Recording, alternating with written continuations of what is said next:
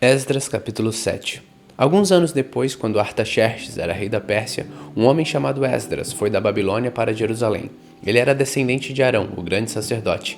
Esdras era filho de Seraías, neto de Azarias e bisneto de Ilquias. E os seus outros antepassados eram Salum, Zadok, Aitube, Amariá, Azarias, Mairoiote, Zeraías, Uzi, Buque, Abizua, Finéias e Eleazar, que era filho de Arão, o grande sacerdote.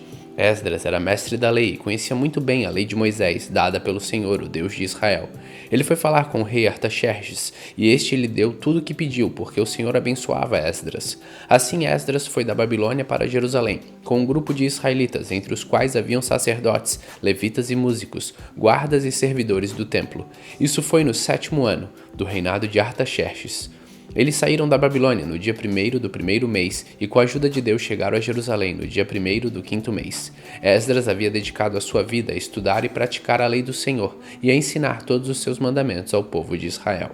Esta carta é a cópia da carta que o rei Artaxerxes entregou ao sacerdote Esdras, o mestre da lei, que conhecia bem todas as leis e mandamentos que o Senhor tinha dado a Israel. Esta carta de Artaxerxes, o rei dos reis, é para o sacerdote Esdras, o mestre da lei do Deus do céu. Saudações. Ordeno que de todo o meu reino podem ir com você para Jerusalém todos os israelitas que quiserem, isto é, gente do povo, sacerdotes e levitas. Eu, o rei, junto com os meus 7 conselheiros, mando que você vá a Jerusalém e ajudar, para ver se a lei do seu Deus que lhe foi entregue está sendo bem obedecida. Leve as ofertas de ouro e de prata que eu e os meus conselheiros queremos dar ao Deus de Israel, que tem o seu templo em Jerusalém. Leve também toda a prata e ouro que recolheu na província da Babilônia, e as ofertas que o povo israelita e os seus sacerdotes deram para o templo do seu Deus em Jerusalém. Use esse dinheiro com cuidado, comprando com ele touros, carneiros, ovelhas, cereais e vinho, para oferecer no altar do templo de Jerusalém. Com o ouro e a prata que sobrarem, compre qualquer coisa que você e os seus companheiros quiserem, de acordo com a vontade do seu Deus. Os objetos que lhe foram dados para serem usados nos serviços do templo, vocês o entregará a Deus em Jerusalém. E qualquer outra coisa que precisar para o templo será paga pela tesouraria do rei. Eu, o rei Artaxerxes, ordeno a todos os tesoureiros da província do Eufrates Oeste que entreguem imediatamente ao sacerdote Esdras, o mestre da lei de Deus do céu, tudo o que ele pedir. Até no máximo 3.400 quilos de prata, 12.500 quilos de trigo, 2.000 litros de vinho, 2.000 litros de azeite e sal à vontade. Deverão ser cumpridas com todo cuidado as ordens que o Deus do céu dera a respeito do seu templo, para que assim eu tenha a certeza de que ele nunca ficará irado comigo, nem com os meus descendentes, que forem reis depois de mim. Vocês estão proibidos de cobrar qualquer imposto dos sacerdotes, dos levitas, dos músicos, dos guardas e servidores do templo, ou qualquer outra pessoa ligada a esse templo. E você, Esdras, usando a sabedoria que o seu Deus lhe deu, nomeie administradores e juízes para governarem todo o povo da província do Eufrates Oeste, isto é, todos os que conhecem as leis do seu Deus, e ensine essas leis aos que não as conhecem. Quem desobedecer às leis do seu Deus ou às leis do reino será castigado imediatamente. Será morto ou expulso do país, ou preso, ou as suas propriedades serão tomadas. Esdras disse: Louvado seja o Senhor, o Deus dos nossos antepassados, que pôs no coração do rei o desejo de honrar dessa maneira o templo do Senhor em Jerusalém. Pois sabendo que o Senhor estava comigo, criei coragem e conquistei a boa vontade do rei, dos seus conselheiros e de todos seus oficiais poderosos. Assim o Senhor meu Deus me animou, e eu consegui convencer muitos chefes dos grupos de famílias de Israel a voltarem comigo para a nossa terra.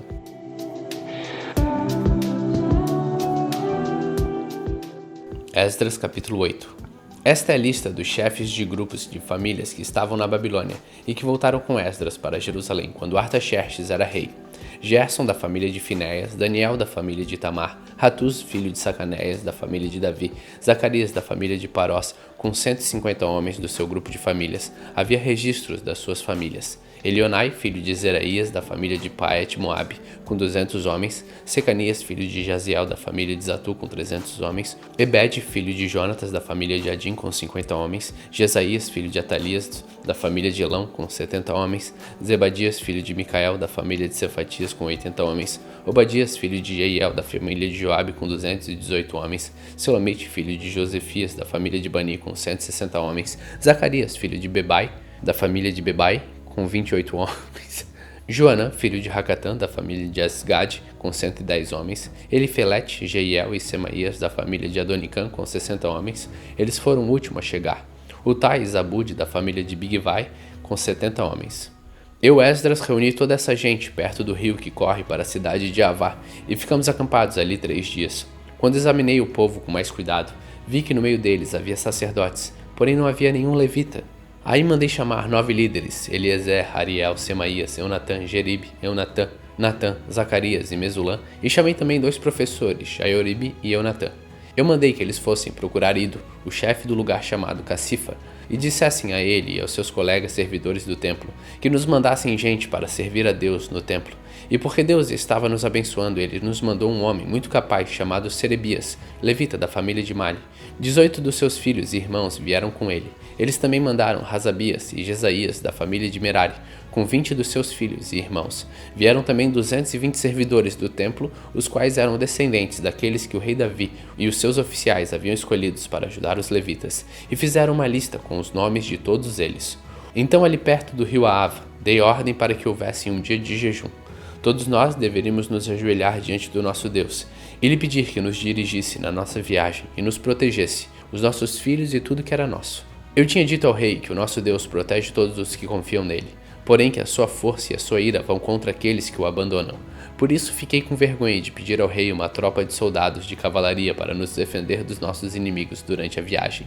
Assim, nós jejuamos e oramos, pedindo a Deus que nos protegesse, e ele atendeu às nossas orações. Do chefe dos sacerdotes eu escolhi Serabias, Razabias e outros 10. Então pesei a prata, o ouro e os objetos que o rei, os seus conselheiros e funcionários e o povo de Israel haviam dado para serem usados no templo, e entreguei tudo a esses sacerdotes. O que eu entreguei foi o seguinte: 22.000 quilos de prata, 100 objetos de prata, pesando 70 quilos, 3.500 quilos de ouro, 20 taças de ouro, pesando 8,5 kg, 2 objetos de fino bronze, preciosos como ouro. Então eu lhes disse: vocês estão separados para servir o Senhor, o Deus dos seus antepassados. E também estão separados para o Senhor todos estes objetos de prata e de ouro trazidos a ele, como ofertas feitas por vontade própria. Tomem bem conta deles até que vocês cheguem ao templo. Ali nas salas do templo do Senhor vocês pesarão e entregarão tudo ao chefe dos sacerdotes, e os levitas e aos líderes do povo de Israel em Jerusalém. Então os sacerdotes e os levitas receberam a prata, o ouro e os objetos a fim de levar para o templo de Jerusalém. No dia 12 do primeiro mês, nós saímos do rio Aava, a fim de ir para Jerusalém. O nosso Deus esteve conosco durante a viagem e nos protegeu dos ataques dos inimigos e dos bandidos. Quando chegamos a Jerusalém, descansamos 3 dias. E então, no 4º dia, fomos ao templo e pesamos a prata, o ouro e os objetos, e os entregamos ao sacerdote Meremote, filho de Urias. Com ele estavam Eleazar, filho de Finéias, e 2 levitas, Josabade, filho de Jesua, e Noadias, filho de Binuí. A prata e o ouro e os objetos foram contados e pesados, e o peso foi anotado.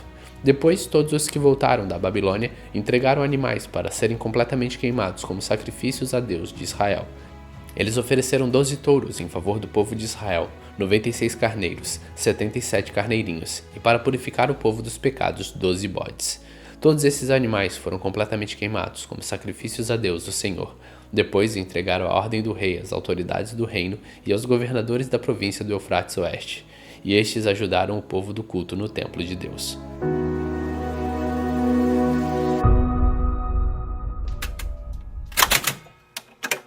Salmos capítulo 28. Ó Senhor Deus, minha rocha, eu peço a sua ajuda. Não deixes de ouvir o meu pedido. Se não me responderes, eu estarei com aqueles que descem ao mundo dos mortos. Ouve-me quando levanto as mãos na direção do seu santo templo e grito pedindo a sua ajuda. Não me castigues juntamente com os maus, com os que praticam más ações. Eles falam como se fossem amigos, mas o coração deles está cheio de maldade. Castiga essas pessoas pelas suas ações, por todo o mal que têm feito. Dá aos maus o que merecem. Eles não querem saber do que o Senhor tem feito, nem reparam nos seus atos poderosos. Por isso ele os castigará e os destruirá para sempre. Louvado seja Deus, o Senhor, pois ele ouviu meu grito pedindo ajuda. O Senhor é a minha força e o meu escudo. Com todo o coração eu confio nele. O Senhor me ajuda e por isso o meu coração está feliz. E eu canto hinos em seu louvor. O Senhor Deus é a força do seu povo. O Senhor é o refúgio seguro do rei que ele escolheu. Ó Deus, salva o teu povo e abençoa aqueles que são teus. Sê o pastor deles e cuida deles para sempre.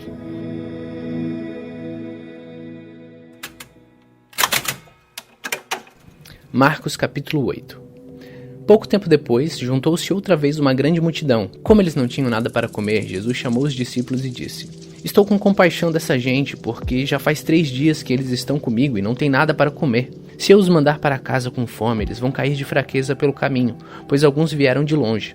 Os discípulos perguntaram: Como vamos encontrar neste lugar deserto comida que dê para toda essa gente?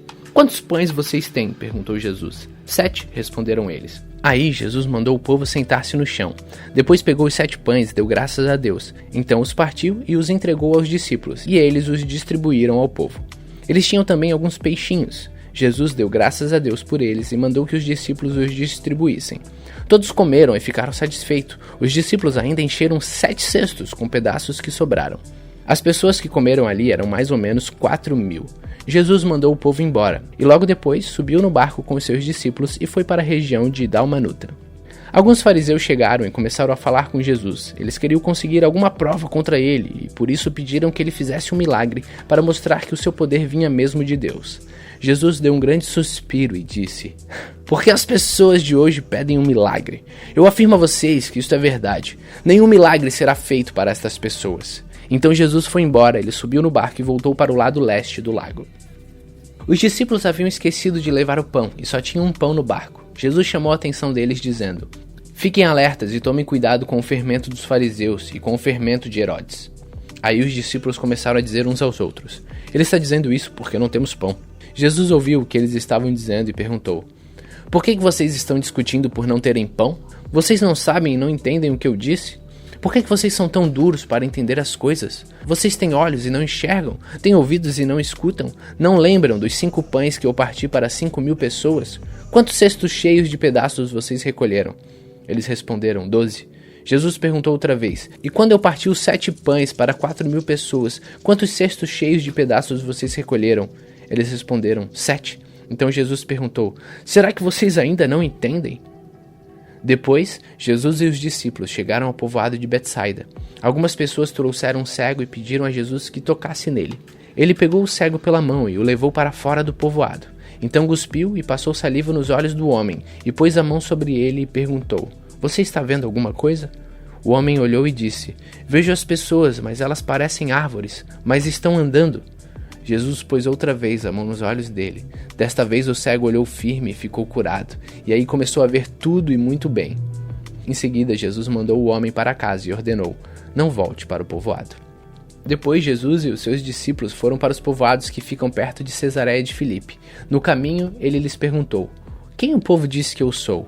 Os discípulos responderam: Alguns dizem que o Senhor é João Batista, outros que é Elias, e outros que é um dos profetas. E vocês? Quem vocês dizem que eu sou? Perguntou Jesus. O Senhor é o Messias, respondeu Pedro.